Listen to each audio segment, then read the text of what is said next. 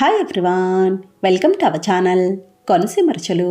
ఈరోజు మన వీడియోలో మజ్జిగ పెసర పునుగులు చూపిస్తున్నానండి. చాలా రుచిగా ఉంటాయి, చాలా సింపుల్గా చేసుకోవచ్చు. మనం గారెలతో ఆవలు చేసుకుంటే ఎంత బాగుంటాయో ఇవి కూడా అంతే బాగుంటాయి. నిజంగా నోటికి కమ్మగా, కడుపుకి హాయిగా ఉంటాయండి. ఇవి చేయడానికి కూడా పెద్ద టైం పట్టదు. ముందుగా పెసర పునుగులకి పప్పు నానబెట్టుకుందాం. ఒక గ్లాస్ పెసరపప్పు తీసుకున్నాను. ఇది 1/2 కేజీ వరకు ఉంటుంది. 1/2 కేజీకి మనకి క్వాంటిటీ ఎక్కువే అవుతాయి. ఇందులో తగినన్ని నీళ్లు పోసి 1-2 గంటల పాటు నానబెట్టుకోవాలి. చాయ్ పెసరపప్పే కదండి, ఇది నానడానికి పెద్ద టైం పట్టదు. 2 గంటలు కరెక్ట్గా సరిపోతుంది. 2 గంటల తర్వాత ఈ విధంగా ఉంటుంది. చూడండి, ఇలా బాగా నానింది కదా. ఇప్పుడు ఇది కడుక్కోవాలి. ఇలా కడుక్కున్నాక ఏదైనా చిల్లుల గిన్నెలోకి వేసి 1 నిమిషం పాటు నీళ్లు వాడే వరకు అలా ఉంచేసేయాలి.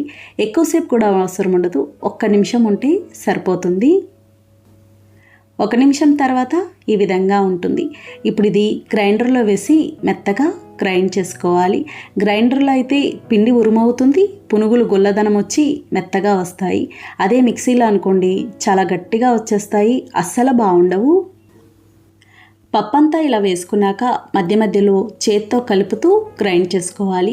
అలాగే దీనికి పిండి కూడా బాగా మెత్తగా ఉండాలి. చూడ్డానికి నలిగిపోయినట్టు మెత్తగా కనిపిస్తుంది, కానీ చాలా మెత్తగా ఉండాలండి. అలా ఉంటేనే బాగా వస్తాయి. చూడండి, పిండి కొంచెం గట్టిగా ఉందని నీళ్ళు పోస్తున్నాను. ఒక్కొక్కసారి నీళ్ళు అసలు పట్టవు, చూసి వేసుకోవాలి. మీకు ఒకవేళ పిండి గట్టిగా ఉంది అనిపిస్తేనే ఇలా కొద్దిగా నీళ్లు పోసి గ్రైండ్ చేసుకోవాలి. పిండి లూజ్ అవ్వకూడదు. చూడండి, పిండి ఇలా బాగా నలిగింది కదా, ఈ విధంగా ఉండాలి. ఇంత మెత్తగా ఉండాలండి, కాటుగా ఉండాలి. ఇలా ఉంటేనే పునుగులు మీకు మెత్తగా వస్తాయి, లేదంటే చాలా గట్టిగా వచ్చేస్తాయి. ఇప్పుడు ఇది గిన్నెలోకి తీసుకోవాలి. అలాగే పెసరపిండి నలగడానికి పెద్ద టైం పట్టదు, త్వరగానే నలుగుతుంది. చూడండి, పిండి మొత్తం ఇలా తీసుకున్నాం కదా. ఇప్పుడు ఇందులో తగినంత ఉప్పు, 1/2 స్పూన్ జీలకర్ర, 1 స్పూన్ కచ్చాబచ్చాగా దంచిన అల్లం, పచ్చిమిర్చి, కారం వేసుకోవాలి. అల్లం పచ్చిమిర్చిని నేను మిక్సీలో పట్టుకున్నానండి, లేదా రోట్లో అయినా దంచుకోవచ్చు. ఇందులో కొంచెం వంట సోడా వేసుకోవాలి. చాలా కొంచెం పడుతుందండి, ఎక్కువ వేసుకోవద్దు, మరీ నూనె లాగినట్టు అయిపోతాయి. ఖచ్చితంగా వంట సోడా అయితే వేసుకోవాలి. మీకు అంతగా బాగా గట్టిగా ఉన్నాయి అనిపిస్తే కనుక ఇంకాస్త వంట సోడా వేసి కలుపుకోవచ్చు. చూడండి, ఇలా బాగా కలుపుకున్నాం కదా. పిండి కన్సిస్టెన్సీ ఈ విధంగా ఉండాలి. పిండి ఇలా రెడీ అయింది కదండి. పునుగులు వేసుకునే ముందు మజ్జిగ తాలింపు పెట్టుకుందాం. 1 కప్పు పెరుగు తీసుకున్నాను. ఇది 1/2 లీటర్ వరకు ఉంటుందండి. ఇలా చిక్కటి పెరుగు తీసుకున్నాను. 1 కప్పు పెరుగుకి అదే కప్పుతో 2 కప్పుల నీళ్లు పోసుకోవాలి. కరెక్ట్గా సరిపోతాయి. ఇది మరీ చిక్కగా ఉండకూడదు, మరీ పల్చగా ఉండకూడదు.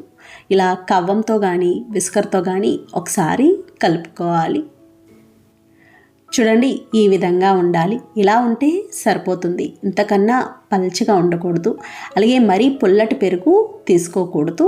ఇప్పుడు పోపు చూద్దాము. పోపు కోసం స్టవ్ ఆన్ చేసి ప్యాన్ పెట్టి నూనె వేసుకోవాలి.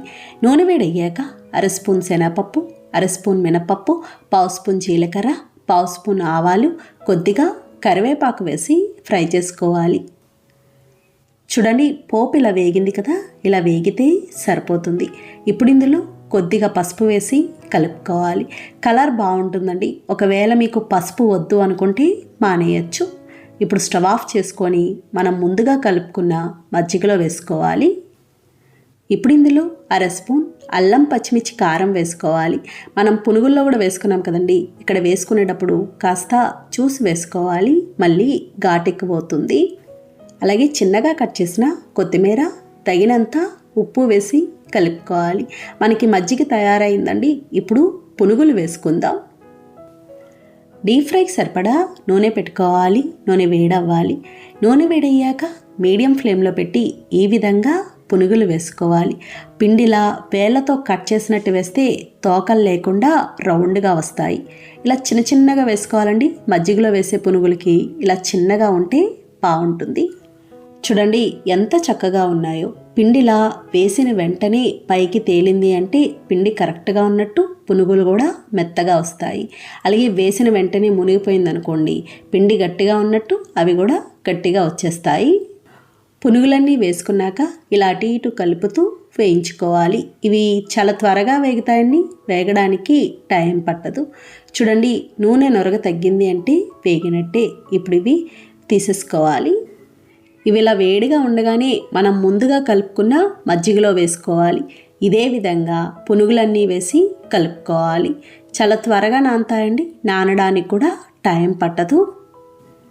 పెసర పునుగులకి పప్పు నానడానికైనా, పిండి గ్రైండ్ చేసుకోవడానికైనా, పునుగులు వేగడానికైనా దేనికి కూడా పెద్ద టైం పట్టదు, చాలా త్వరగా అవుతాయి.